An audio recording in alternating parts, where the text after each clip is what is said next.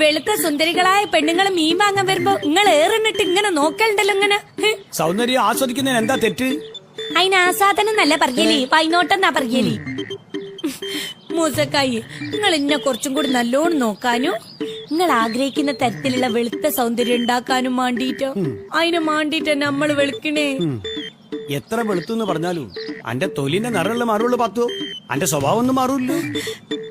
അനക്ക് വെളുക്കാനേ ഇങ്ങോട്ടോക്ക് 10 പൈസ ഞാൻ തരൂല. ഞമ്മക്ക് അങ്ങനെ ഒരു വിചാരം ഇല്ല.